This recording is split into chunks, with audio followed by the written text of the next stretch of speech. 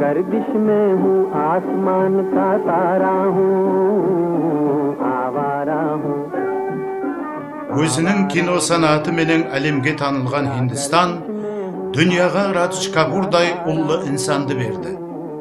Вақтында түрлі миллеттегі миллионлаған инсанлар оны өз шаңырағының бір ағзасындай сүйер һәм хүрметлер еді. Осындай бір вақтлары қарақалпақтардың Радж Капурдан кем хүрмет қылмайтұғын өз индусы болды. Оны атадан балаға дейін һәмме көтермелеп, қара доктор деп атар еді.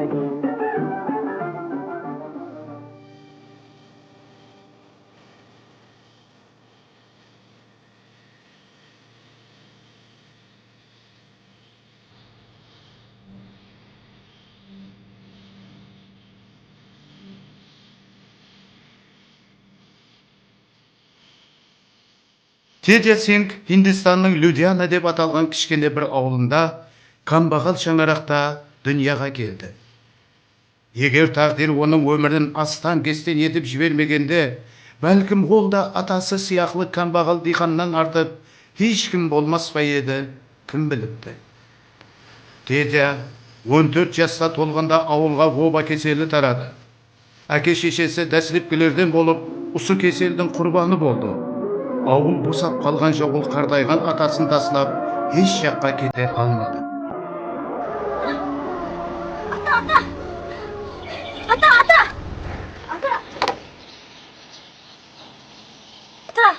Ата.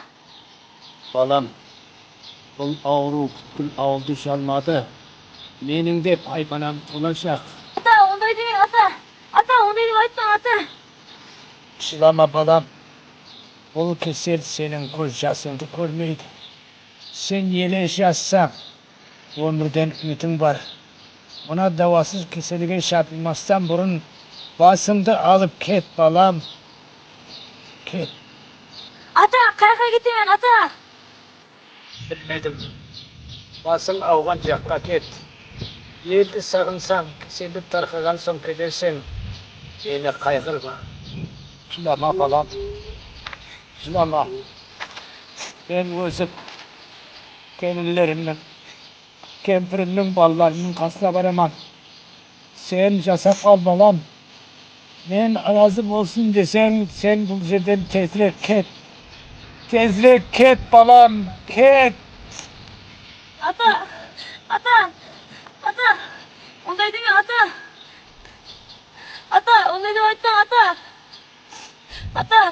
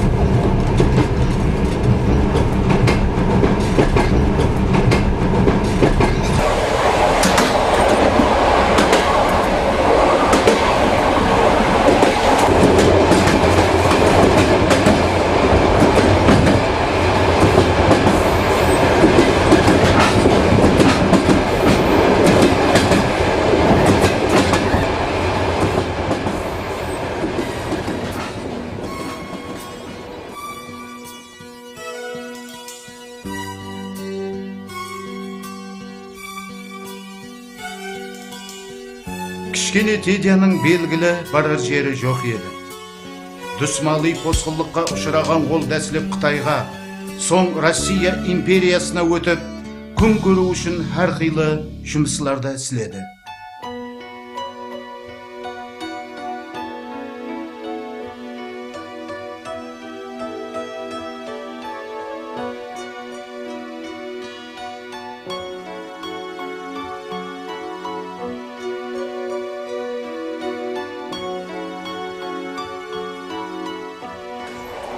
Россияға ол октябрь қозғалысы уақытында барып қалды. Өзге жұрттағы бұл аударыспа қоған қол келген еді. Мың-мыңлаған кәмбағалар қатары оқып білім алды. Москвадағы медициналық рафбатты, соң ұсы тарау бойынша институтты тамамлады. Оның дәслепкі минет жолы өз тілегі бойынша Өзбекстаннан, соның ішінде Қарақалпақстаннан басыланды.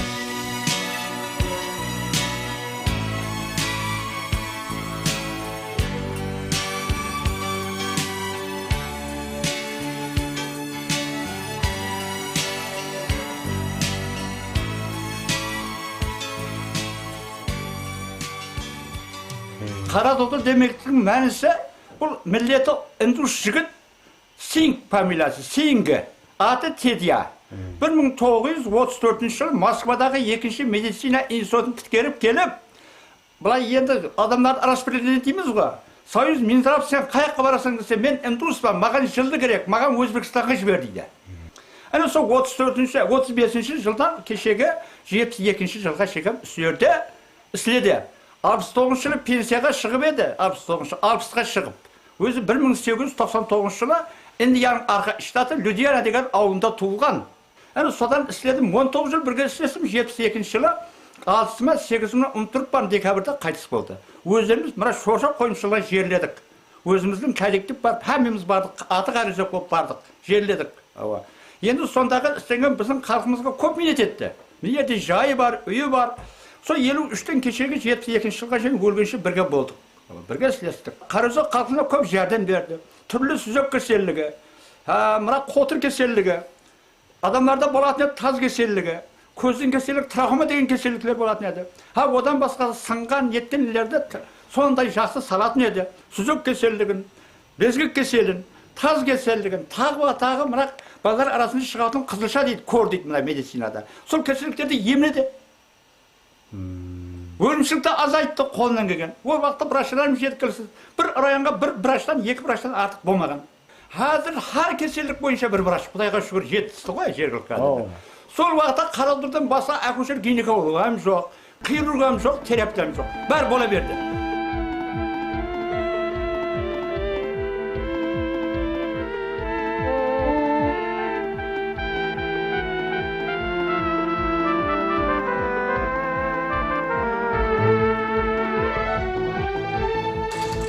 Бұл дәуірлерде республикада шипагерлер санаулы ғана еді. Сондықтан оған керек жерінде терапевт, керек жерінде педиатр, хирург, хәттегі кейде гинеколог акушер вазипасында қоса атқаруына тура келді. Ақиқатында да ол бұл қанегеліктердің бәрін біргелікте әмелге асырудың ұсылларын меңгере алды. Тедя Сингh қастелер дәртіне шипа болып, әрбір шаңараққа кіріп барды.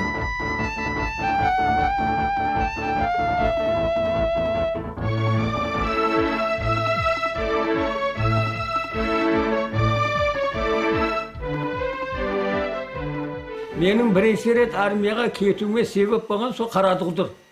Қарадұғдыр медосмотрдан өткерді, жұмыс армияға жарайсаң, барасаң деп өткерді жіберді мені, 25 жылға. Сөйтіп мен армияға кеттім.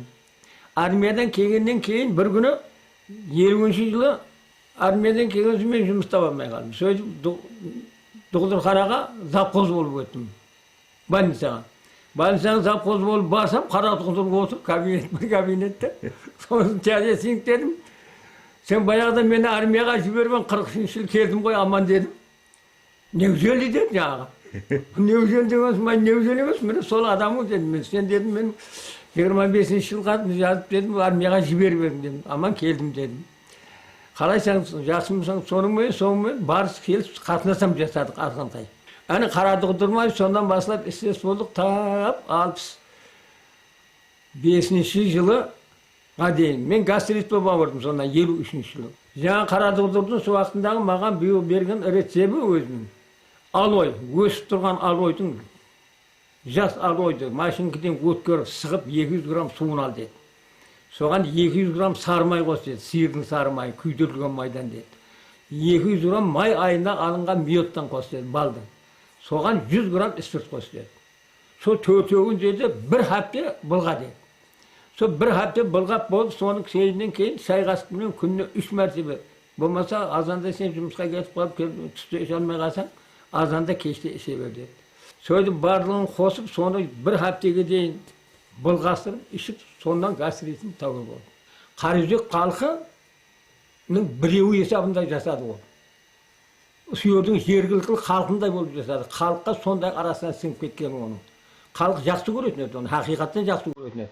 Қатындарын, балаларын, ешқайсысын көрген жерде олармен сәлемдесіп ешкім кетпейді оны.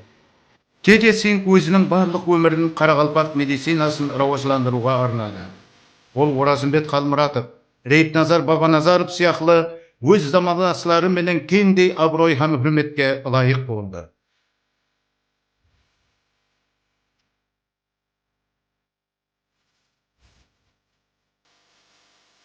Екінші дүниежүзілік ұрыстан кейінгі осы бір дәуірлер Қарақалпақ халқы үшін екі атақлы докторды берген еді.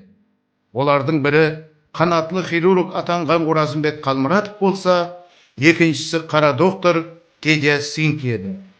Олардың екеуі де ел арасында емлемейтұғын ауру жоқ әпсанауи докторлар болды. Әттен біз Теде Синг хақында хроникалық ленталар таба алмадық. Мен 61 жылы жаздық каникулға мединституттан келгенде практикада 3 ай жұмыс істедім Қараөзек больницада. Сонда Теде Синг қара доктор Федор Семенович дейтін еді. Хирургический кабинетте прием істейтін еді. Сол кісі біздерге көп жәрдем етті маған. Сен әуелі сол процедурный кабинетте істесең, укол салып білсең, тамырдан жеткіз құйып білсең, жақсы врач болып шығасың деп ақылын айтатын еді.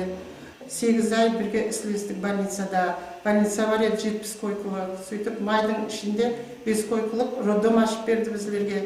Бұрын Суп Москва деген роддом деген жоқ еді. Қатындар үйінде туатығын еді. Содан бастап әйелдер келіп роддомда туатығын болды. 5 койкылық роддом кейінен үлкейді. 65 жылы институт бітіріп келгенде холера басыланып кетті 9 январда. Сонда қара доктор болды, стационарда мен істедім. Сол вызовқа неге баратығын едік. Тәртіп қатты еді. Сонда қара доктор бұрын өзі Индияда тұрғанда холераның қандай болып өткенін, қандай қиыншылық көргенін, қанша адам өліп атқандарын, сондай қиыншылықта бұның атасы бұны кішкентай уақытында неге пароходқа мінгізіп Дальний Востокқа жіберіп, өзі де қалай аман қалғанын білмейді. Себебі үйінің іші сол холера уақытта Индияда өліп қалған, тек атасы қалған екен. Соны айтып, көп есілеп, қапа болып отыратын еді қара доктор. Ол өмір бойы өз отанының сағынышында сарғайып жасады. 35 жыл шипакерлік дәуірінде мың-мыңлаған инсанлардың дәртіне дауа тапқан Теде Сингтің шипасыз, дауасыз өз дәрті бар еді. Бұл оның балалық дәуірінен басылап, жүрегіне орнап қалған отан сағынышы һәм туылған топыраққа болған пәк мұхаббаты еді. Сол бір ұшы қиырсыз Хинд океаны, қасиетлі Ганга дариясының мәуіш ұрған толқынлары, ата-анасы һәм ауылдастарының жарқын келбеті бір минутта көз алдынан кеткен емес. Соның үшін өз қызының атын, ауылының аты менен атап, Людиана деп қойды.